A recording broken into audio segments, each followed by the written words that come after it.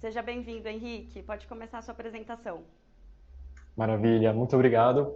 Fala pessoal, como é que vocês estão? Tenho certeza que está todo mundo com fome aí, né? 11h40, mas fiquem tranquilos porque eu vou tentar fazer uma coisa bem legal aqui com vocês, uma coisa bem mais próximo da prática possível, para vocês saírem daqui com bastante diversão em como que a gente consegue transmitir para vocês um conteúdo que a gente pegou ali nos últimos 4 anos de experiência, né? Várias pesquisas, várias análises. Então eu tenho certeza que vocês vão gostar desse conteúdo que a gente vai trazer para vocês aqui, tá? Então, vamos lá. Meu nome é Henrique Zamproni. Hoje eu sou Head de SEO da Live SEO, Head de SEO técnico, né, da Live SEO, e também gerencio o departamento de SEO técnico, né? E hoje a gente vai falar um pouquinho sobre a indexação. Só que para a gente falar sobre a indexação, vamos contextualizar rapidamente a respeito de como que o Google funciona, né? Aquele famoso processo que bem simplificado que o Matt Cutts lá em 2014, né, o antigo porta-voz do Google trouxe para a gente, que é a simples situação, que é primeiro o Google encontra o seu site, ele rastreia o seu site, descobre URLs, compreende campo semântico, depois ele indexa o seu site e por fim ele classifica. Entendo que isso aqui é uma palestra sobre SEO, mas a gente quase não vai tocar sobre o ranqueamento nesse ponto. Vamos falar algumas coisas bem aprofundadas sobre rastreamento e, por fim, como que a gente pode utilizar essas técnicas para permitir que o Google sempre encontre da maneira mais ágil possível as nossas páginas e sempre indexe, né, de fato, essas páginas. Galera, vamos lá. O rastreio do Google, ele é muito mais complexo do que a gente imagina, e ele é muito mais complexo do que a gente poderia até mesmo utilizar vários dados de log de rastreamento para compreender de fato como funciona o rastreio do Google. Pelo que eu pude perceber, apenas a galera que está realmente trampando no Google ali consegue realmente entender de maneira sólida como ele realmente funciona.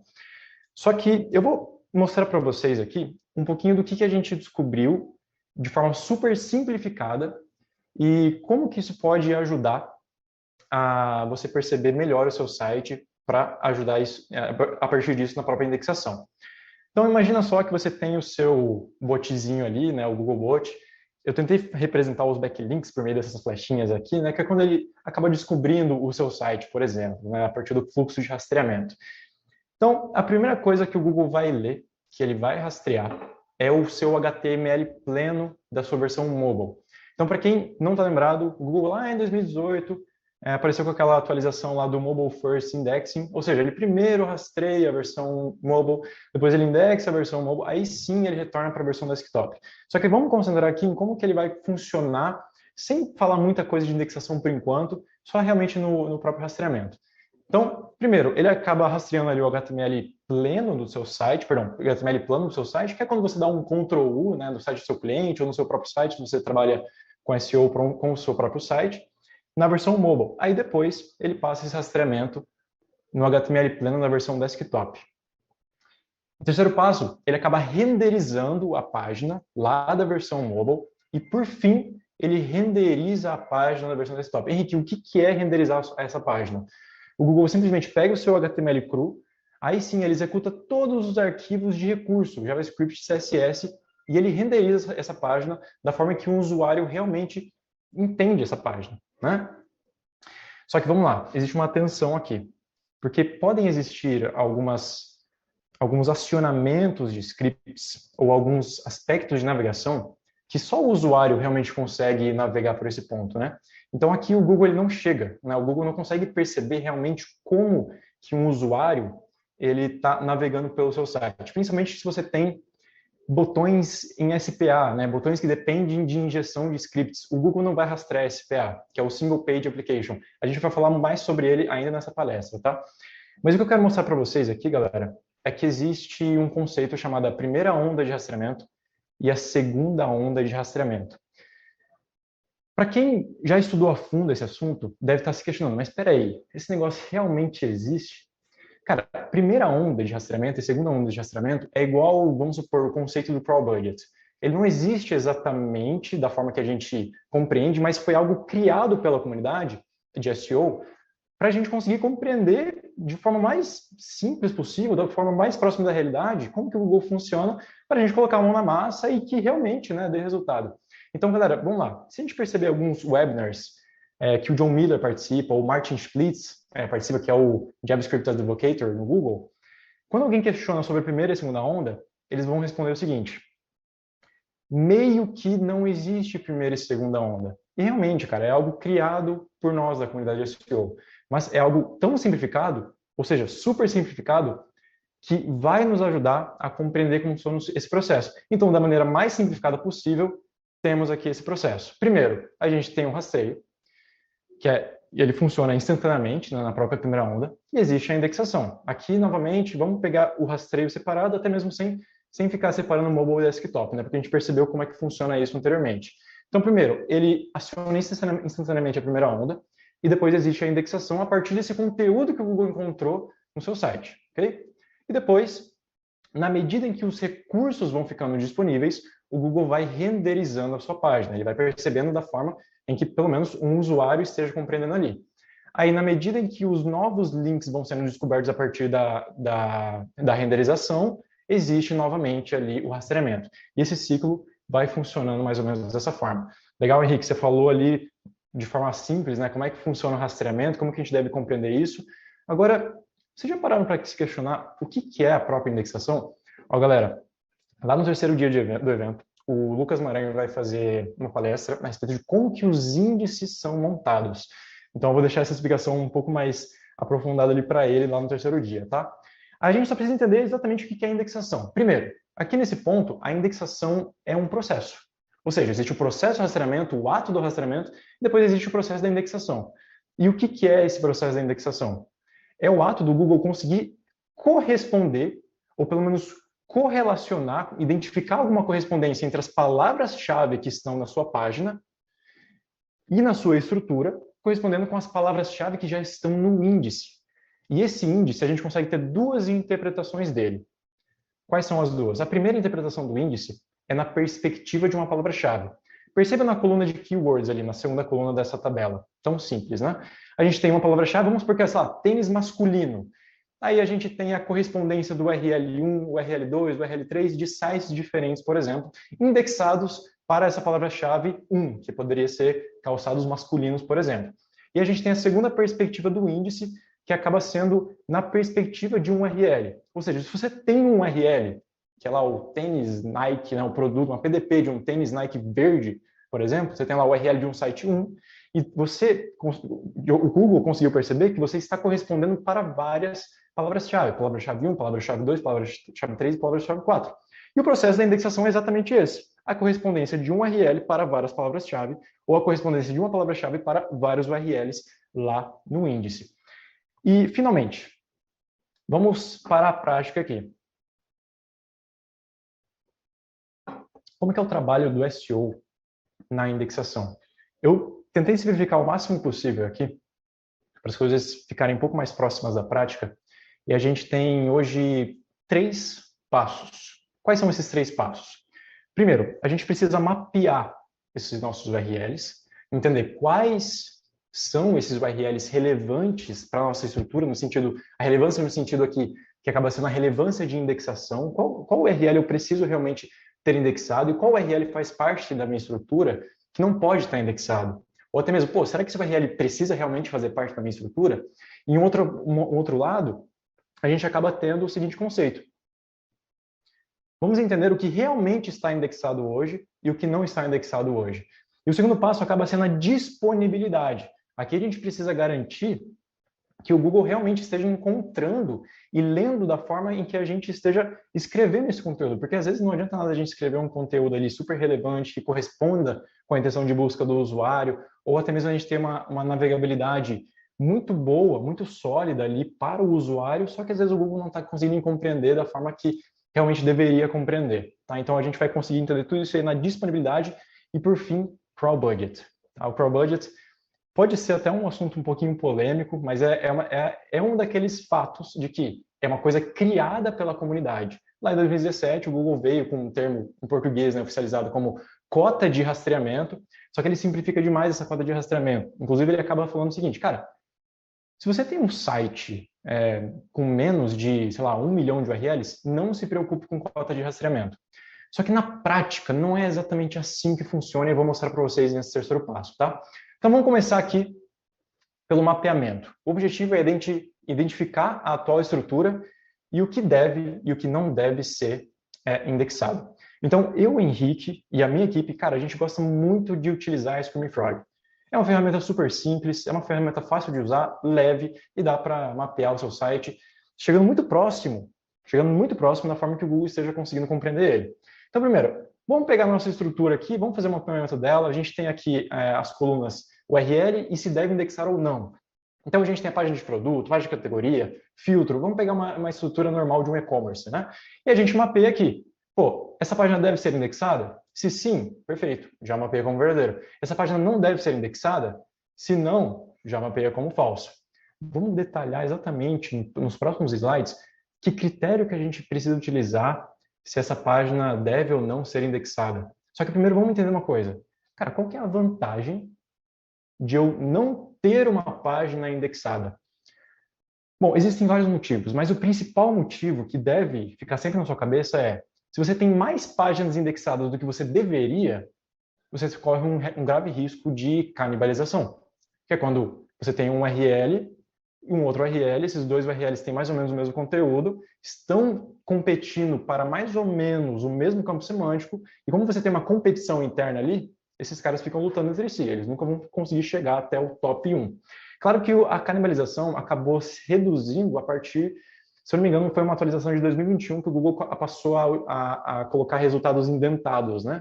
Um pouquinho mais próximos ali, só que resultados indentados só foi possível realmente trazer resultado para algum site se aquele conteúdo indentado complementasse o conteúdo que estava posicionado no snippet de slot padrão. Tá? Então, nesse caso aqui, vamos realmente focar ali para remover ou até mesmo mapear o que não está indexado. Como que eu mapeio o que não está indexado?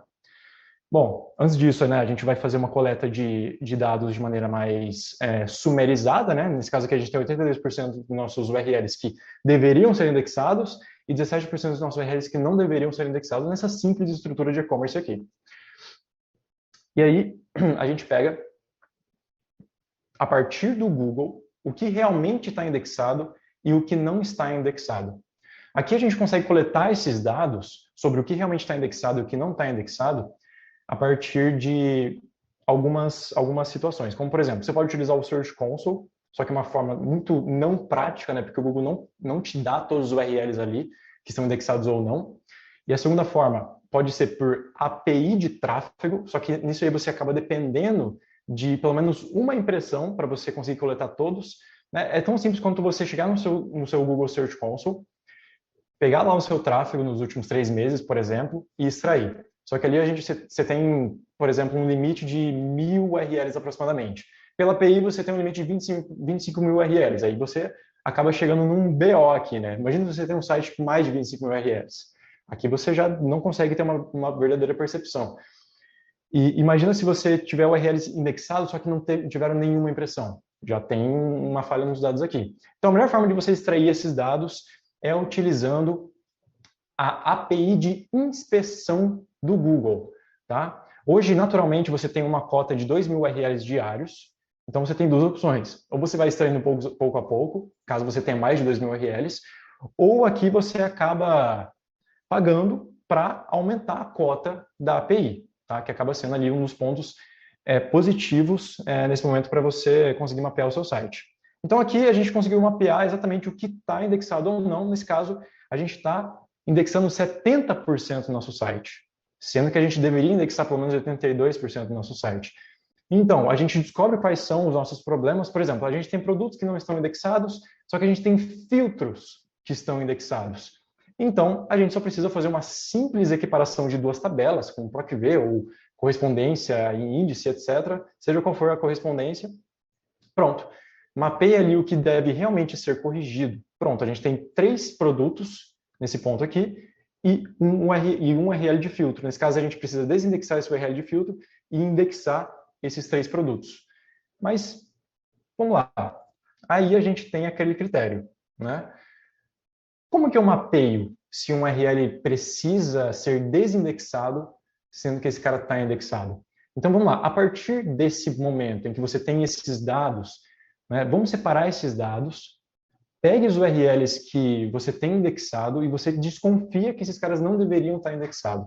Qual que é o processo desse cara? Vamos lá. Com algumas referências, eu montei um processinho aqui que vai nos ajudar a clarificar o que deve, o que não deve ser indexado. Então, imagina que você pegou o seu URL ali, ó, né? Identificou o seu URL, questione. Esse cara faz parte da sua estrutura? Nossa, mas como assim um URL que eu estou pegando aqui não faz parte da minha estrutura?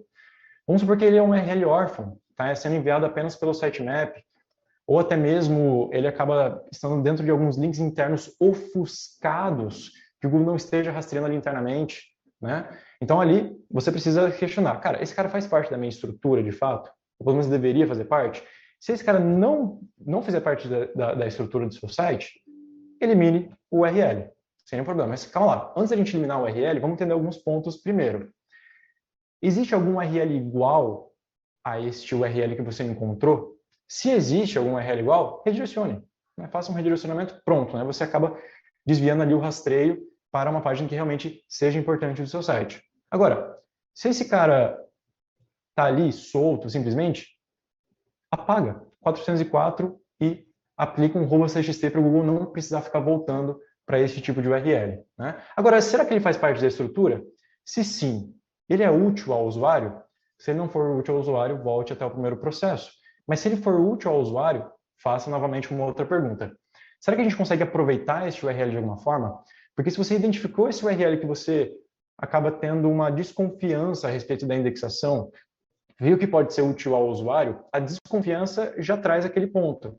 Cara, mas esse conteúdo que tem nesse URL não é relevante o suficiente, não está agregando muita coisa. Só que se ele pode ser útil ao usuário, vamos lá, vamos redefinir a palavra-chave que esse cara vai ter como foco e vamos reconstruir um conteúdo relevante para esse cara. Agora, se a gente não puder utilizar esse URL, se a gente não puder aproveitar esse URL, pergunte, é necessário rastreamento? Se não, bloqueia sem eliminar. Né? Porque assim, a gente não precisa aproveitar o URL, percebeu que não é necessário rastreamento, bloqueia sem eliminar. Só que aqui a gente tem que compreender um ponto, porque senão a gente pode perder ali, a gente pode oferecer um desgaste de link juice no nosso site. Então aqui você pergunte, pô, será que eu vou dividir o meu PageRank aqui? Será que eu vou desgastar o meu link juice a partir desse cara? Se você não desgastar, se não tiver desgaste de link juice, simplesmente bloqueie no /txt caso esse cara não seja necessário de rastreamento. Nossa, mas como que a gente tem links, como que é possível ter links internos que você não vai oferecer desgaste ao link juice? NoFollow não tem como, né? Porque se você tem, por exemplo, 3 links internos numa página, esse cara vai receber 33% do juice, 33%, e mesmo se esse aqui tivesse nofollow, ele vai reter os 33% também, né? O link equity. Então, como que é possível isso? Existe uma maneira que é a mais famosa, por SPA. É aí que a gente utiliza a própria ofuscação. Então, se ele estiver oferecendo desgaste ao seu PageRank, ofusque o link por SPA, ou seja, coloque um botão, uma div em qualquer lugar, pode ser em qualquer lugar, qualquer tag, e permita que, por exemplo, num evento de onClick no JavaScript, seja injetado um link a partir dali. Só que eu vou colocar um alerta aqui, que inclusive a remoção de alguns SPAs vão permitir, em alguns casos, que a gente tenha uma melhora no nosso rastreamento e na nossa indexação. Já a gente chega até lá. Agora, vamos voltar aqui, ó. Se é necessário rastreamento. Se por um acaso for necessário rastreamento, só que se esse cara estiver trazendo problemas ao seu crawl budget, você vai ter que retornar naquele processo ali. Como assim, problemas ao meu crawl budget se eu preciso rastrear esse cara? Imagina que você tem, por exemplo, um filtro, né? Que você precisa que o Google rastreie esse filtro para encontrar mais produtos. Por algum motivo específico, por exemplo, você não tem uma paginação que seja rastreável no seu site, daí você depende de filtros para o Google rastrear melhor os seus outros produtos. Então, nesse caso aqui, você precisa realmente fazer com que esse cara seja rastreável. Só que se estiver trazendo problemas com o crawl budget, a gente bloqueia este URL. Nossa, mas o Google ele precisa rastrear a partir disso, e agora, o que eu faço? Nesse caso, o processo vai ser muito mais complicado do que eu mapeei aqui, porque nesse caso você vai ter que eliminar, por exemplo, o Spider Trap, para depois permitir o rastreamento deste URL ali. Agora, se ele não traz problema nenhum com o crawl budget, você simplesmente desindexa esse cara, não precisa colocar como 404, deixa ele ser ali, 200, né, e simplesmente aplique uma tag noindex e follow. Agora que a gente compreendeu os URLs, a gente mapeou exatamente quais são os URLs que a gente precisa desindexar, Quais são os métodos de desindexação? Tem uma lista de URL aqui para ser desindexada. O que eu faço? Bom, vamos colocar alguns critérios aqui, né? Método de desindexação, a reação do Google a partir daquele método e qual que é a forma de entrada e a velocidade da indexação. O primeiro método é pelo Google Search Console. A gente pode solicitar a desindexação por ali. A reação do Google vai ser o seguinte, beleza, vou desindexar, só que depois de 90 dias eu vou reavaliar aqui, né? Então, a forma de entrada é lá pelo Search Console mesmo e a velocidade de desindexação é imediata, né? Naquele momento mesmo. Qual que é o segundo método conhecido por desindexação? Você coloca um disallow lá no RoboCTXT. Só que aqui tem um ponto, galera. A reação do Google a partir do RoboCTXT é simplesmente desinformar um URL. Ele vai passar a parar de rastrear aquele URL. Não significa que ele vai desindexar aquele URL, né? Por quê? O Google provavelmente já passou por aquele URL algumas vezes. As informações daquele URL já estão no índice. O Google já tem esses dados bem concretos a respeito daquela página. O que vai acontecer é que o Google jamais, a partir do disallow no RoboCTXT, vai conseguir atualizar os dados daquele URL no seu próprio índice. Isso significa que ele nunca vai desindexar um URL apenas pelo RoboCTXT. Então, agora qual é o outro método conhecido de desindexação? Por meio de códigos de resposta, ou redirecionamentos, ou 404, ou erros de servidor. Qual que é a reação do Google para cada uma delas? Primeiro, redirecionamento, ele vai obedecer ao redirecionamento, porque não é uma diretriz, é uma regra, né? Então não tem por onde ele fugir ali, né? Porque assim, eu digo isso até porque existem diretrizes como, por exemplo, MetaRobots, né? Então você coloca no index follow. Isso é uma diretriz, o Google, se ele quiser, ele pode desobedecer, mas é óbvio que 99% das vezes ele vai acatar aquele ponto. Canonical é uma das diretrizes, que inclusive isso pode acontecer várias vezes, onde o Google simplesmente desobedece o seu canonical. Ele fala, cara, esse canônico que você colocou aqui não tem nada a ver, deixa eu colocar para outro lugar. Né? Então, no caso, ele vai obedecer o redirecionamento e ele vai reindexar. Então, se você tem o URL A indexado para um campo semântico e você redireciona esse URL A para o URL B, o Google vai simplesmente substituir isso aqui, com uma condição. Se o URL A e o URL B fizessem parte do mesmo campo semântico, né, da mesma intenção de busca do usuário. Vou dar um exemplo do que não fazer. Você vai fazer uma migração, vai mudar o URL, cara, jamais redirecione produto para categoria. Ah, eu vou colocar mais autoridade na minha categoria porque tem mais tráfego. Você vai perder um monte de palavra-chave porque a sua palavra-chave de produto está lá indexada bonitinho para várias palavras-chave relevantes que tem a ver com uma grande intenção de busca para produtos e você está querendo levar isso aqui para uma categoria. O Google vai desconsiderar completamente a relevância da indexação dessas palavras-chave de intenção de busca de produto para a sua categoria, né? Então não faz muito sentido esse ponto ali. Então, no caso, ele vai reindexar por meio de um redirecionamento. Qual que é a forma de entrada? Como que o Google compreende isso aí? A partir do rastreamento do nosso site. 404, ele também vai obedecer, é uma regra, e desindexa, sem dor. 404 ou 410, seja qual for o código de não existente, né? Agora, erros de servidor, galera, aqui o Google fica maluco, né? Então, ele vai desindexar essa página, óbvio que não de forma instantânea, mas por que ele fica maluco? A partir do momento que o Google começa a compreender vários links internos no seu site, ou vários links do sitemap, que estão respondendo com código negativo de servidor, 503, 504, entre outros, ele pensa consigo mesmo, né? O Google Bot, aquele robozinho com as florzinhas assim, né? Cara, peraí, eu acho que eu tô oferecendo muita frequência de rastreamento para esse domínio aqui e tá me vindo muito código de falha de servidor. Existe uma coisa chamada crawl rate limit, ou seja, limite da taxa de rastreamento. É aí que o Google utiliza isso para reduzir a taxa de rastreamento para o seu site e, consequentemente, ele vai utilizar o mesmo orçamento de rastreio, consequentemente, ele vai rastrear menos páginas. Se aquela página que ele identificou como erro 500, por exemplo, ontem, viu que está de novo com erro 500, eventualmente ele vai acabar desindexando essa página, porque ele vai perceber que isso não vai ser útil para o usuário em nenhuma query específica. Agora, qual que é a velocidade? Aqui depende muito do seu crawl budget. Depende muito da sua autoridade, depende muito da sua relevância, só que existe uma ordem. Se você coloca um URL como 410, que é gone, simplesmente não existe mais no servidor, essa é a mais forte, é a que mais vai gerar velocidade para você desindexar um URL. Depois 404, depois redirecionamento, depois erros de servidor ali. E a última, só que não menos importante, a gente tem um método de desindexação por HTML.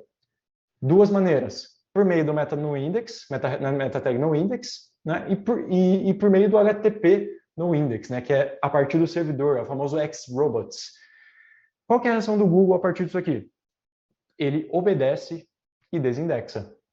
Qual que é a forma de entrada? É a partir da leitura da página, a partir da requisição da página. E qual que é a velocidade? Isso aqui acontece em menos de um dia. Então quer dizer que a melhor forma de desindexação aqui é do Search Console, né? Porque é na hora, é imediato. Não, né, galera? Porque se a gente depender só do Search Console e se não tiver mais nenhum outro sinal de desindexação, vai passar 3 meses e o Google vai perceber que aquele URL ele deve ser voltado para o índice pronto, né?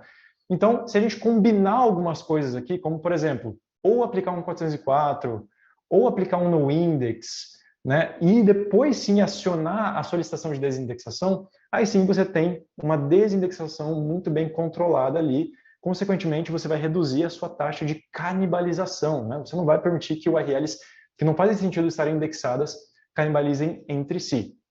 E, novamente, é interessante que a gente volte lá naquele processo que eu mostrei para vocês anteriormente, para decidir se você vai simplesmente colocar um disallow no robust.txt, ou seja, você não precisa desindexar aquele URL, apenas reduzir a sua frequência de rastreamento.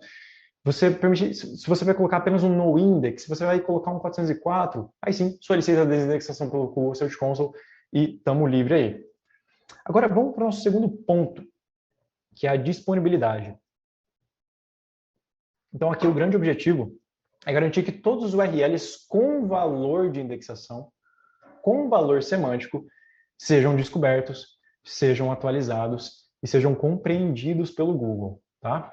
Vamos lá, eu vou mostrar para vocês uma pesquisa com alguns embasamentos da Escola de SEO europeia e algumas análises de log de rastreamento a partir de alguns domínios, tá, que a gente já tem compreensão ali a partir dos logs do servidor.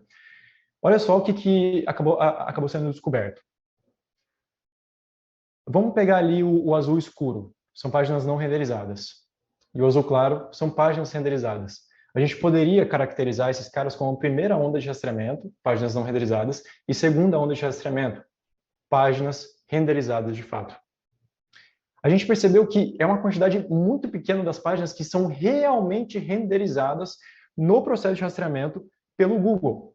Se a gente chutar alto, né, vamos lá, a gente descobriu ali 3 meses 10,6% em vários domínios diferentes, 6 meses 7,1% das páginas são renderizadas. É claro que vão existir circunstâncias, se o seu site for, por exemplo, pequeno, né, se você não tem muita coisa ali para ser renderizada e tudo mais, você não vai precisar se preocupar com isso exatamente. Só que como a maioria dos e-commerces estão em plataformas grandes, né, plataformas como, por exemplo, VTEX, Tre e entre outras que a gente consegue compreender aqui, a gente precisa ter esse cuidado, tá? Eu vou dar um exemplo.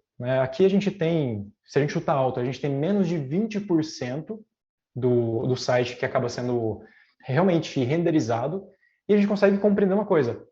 O crawl budget da segunda onda, ele é muito menor do que o normal. Então, se você tem uma frequência de rastreamento ali de aproximadamente 4.000 a 10.000 URLs rastreadas por dia, lá pelo relatório de performance do Search Console, performance de rastreamento do Search Console, aproximadamente menos de 20% daquilo realmente está sendo renderizada pelo bot.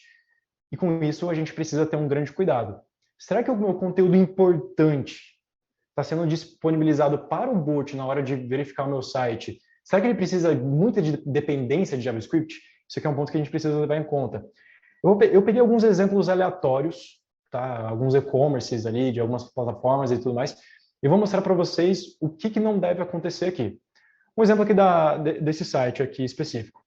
Esse aqui é uma página mobile, renderizada, tranquilo ali para o usuário, e a gente consegue fazer um teste tão simples que é desativar o JavaScript dessa página e tentar entender como que o Google veria esse site a partir da primeira onda de rastreamento.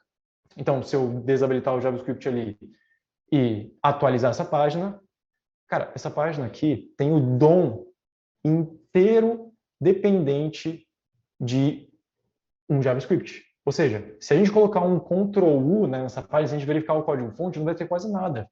Então, a gente poderia dizer que esse site tem apenas 20% do seu potencial de rastreamento. Nossa, mas o que rastreamento vai ter a ver? Se o Google não conseguir identificar as demais páginas, isso vai significar que ele não vai conseguir nem indexar as demais páginas. A gente não vai aproveitar todo o campo semântico desse site para conseguir futuramente ranquear, tá? E um segundo ponto que a gente precisa ter muita atenção é exatamente isso aqui, que eu acabei mencionando lá no comecinho da palestra. Não permita injeção de conteúdo ou links estruturais em SPA.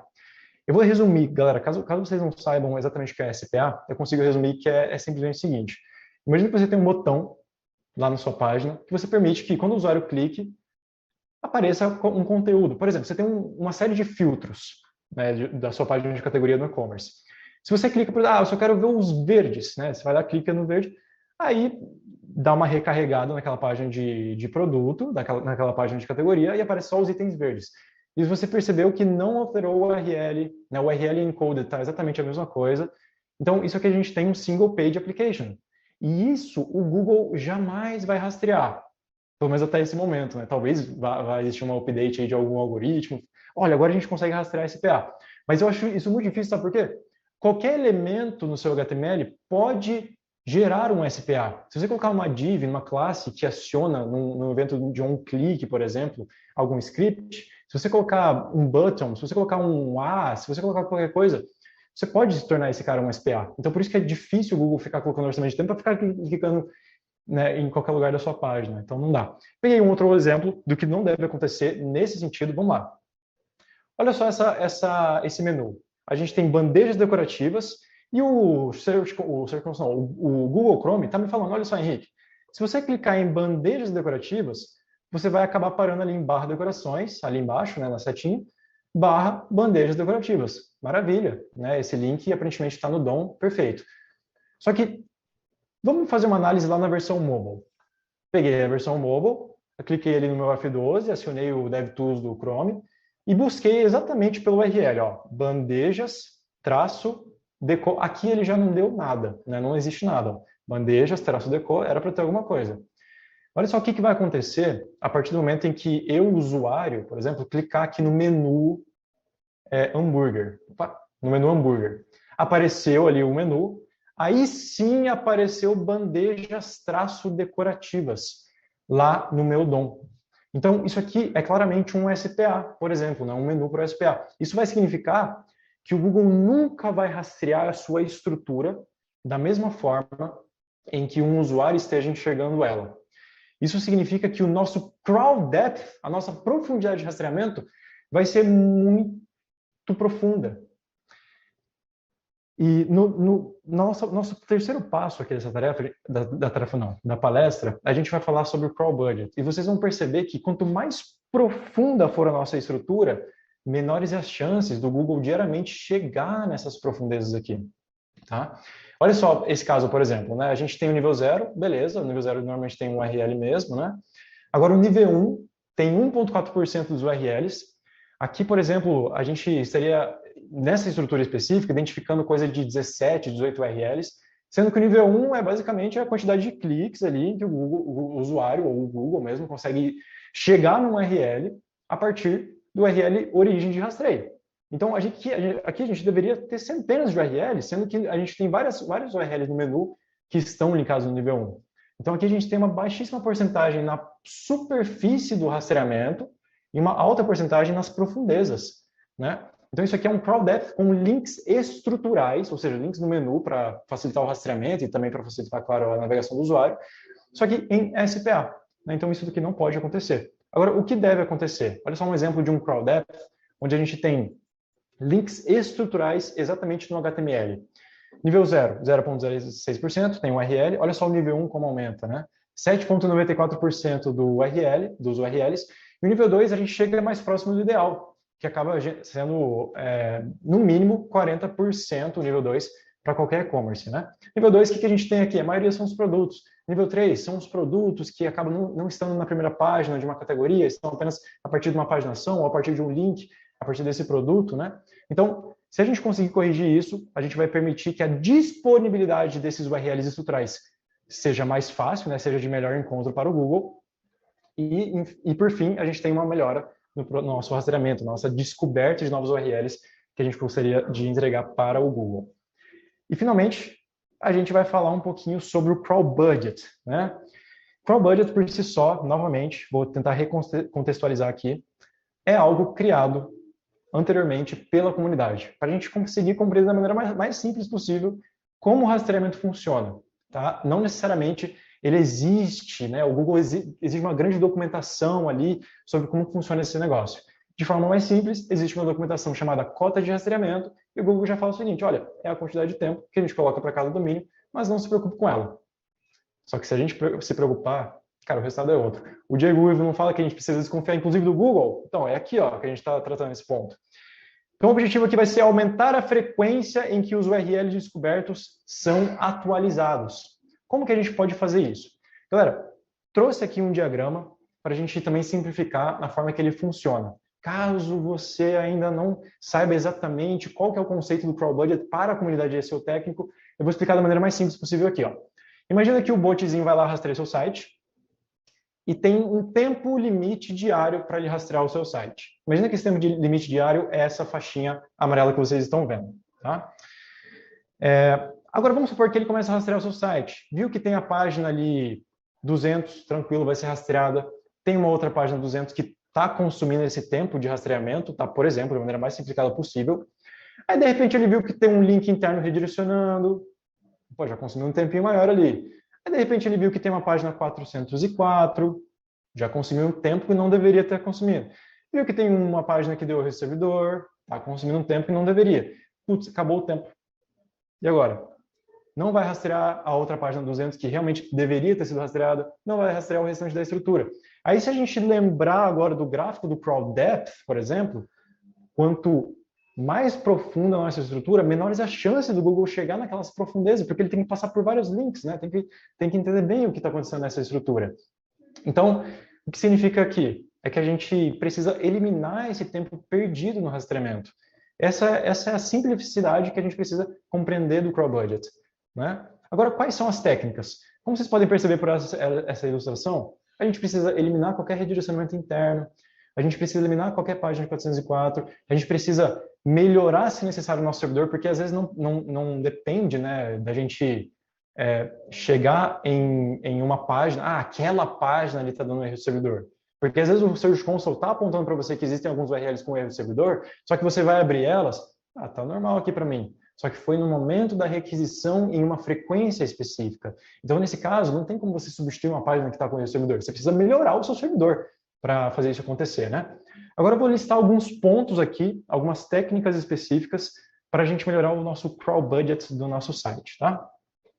Então, primeiro, a gente precisa remover qualquer redirecionamento, a gente precisa remover qualquer 404, remover qualquer thin content ou qualquer conteúdo duplicado, né? Precisamos também remover links sem funcionalidade alguma.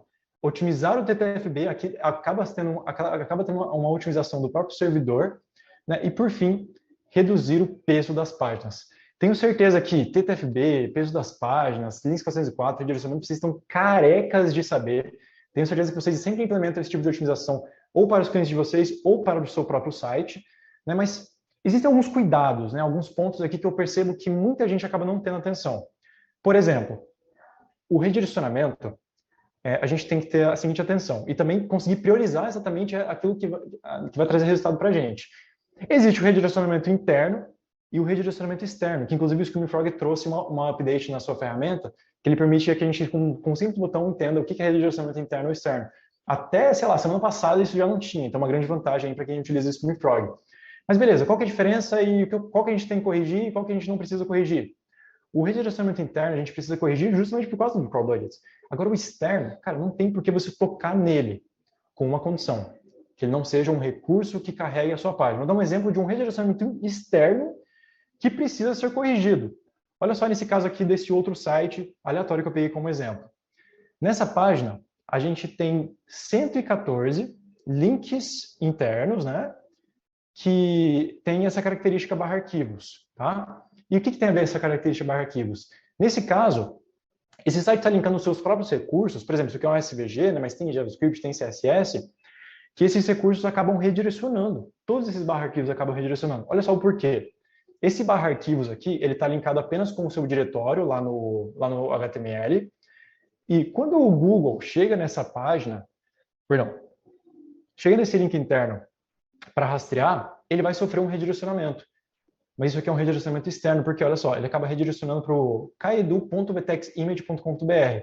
Por quê? A Vtex, por exemplo, existe uma CDN. Né? Uma CDN é muito legal, melhora a sua distribuição de recursos, facilita ali a requisição do servidor em diferentes localidades de um país, principalmente o Brasil, como é muito grande, né? Então isso aqui é muito legal, é muito positivo para a velocidade. Só que vai ser negativo se você permitir que esse cara sofra um redirecionamento.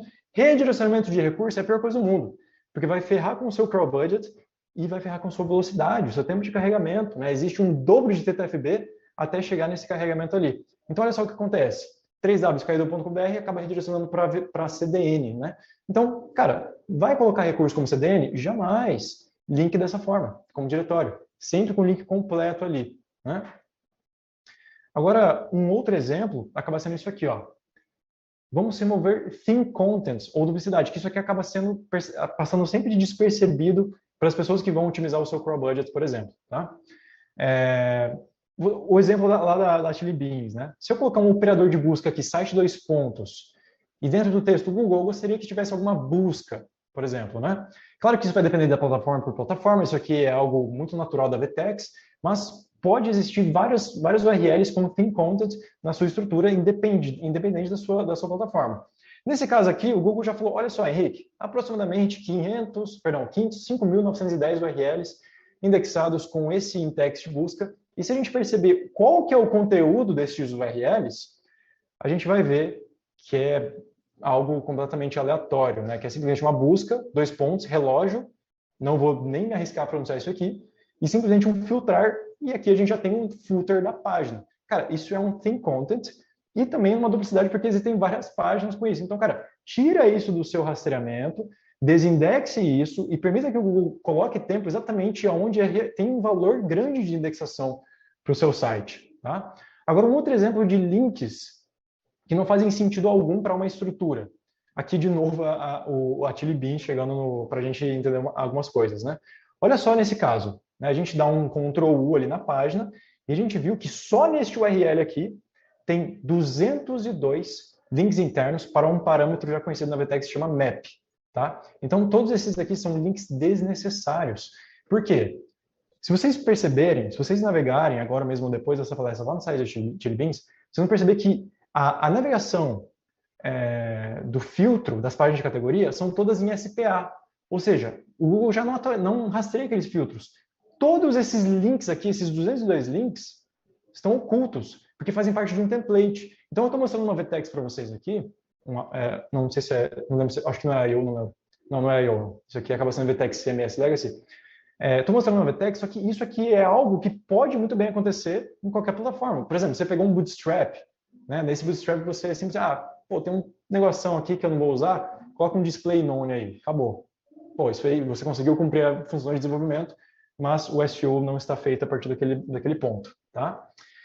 Vou dar um exemplo sobre a inutilidade desse link map, né? Aqui, novamente, acionei o meu F12, né, o meu DevTools ali, deu 202 URLs, links internos map, e se a gente consegue ver que esse cara está com um display nome aqui, né?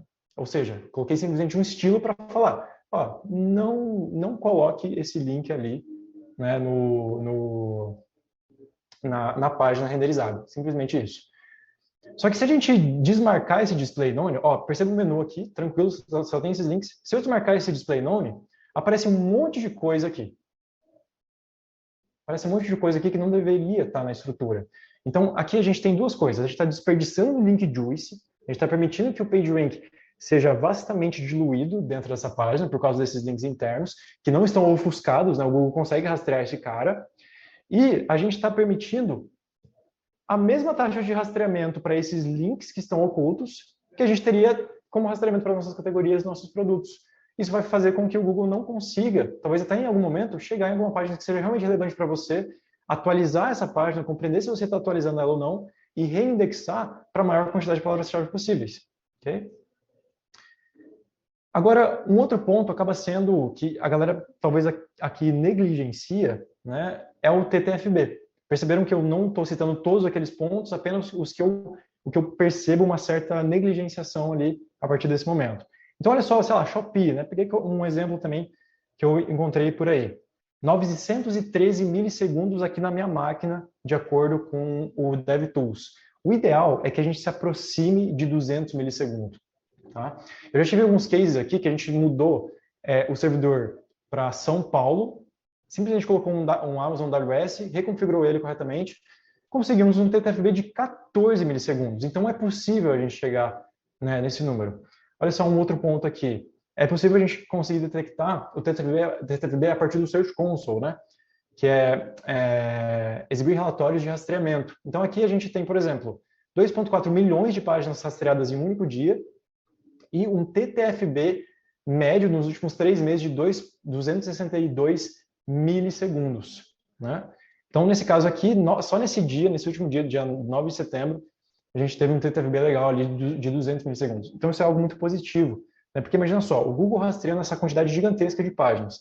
A gente tem um grande objetivo aqui, fazer com que o Google rastreie todas as páginas do meu site em um único dia. Porque o CrawlBudget é isso, né? Se ele não conseguir rastrear o restante, ele vai voltar no outro dia.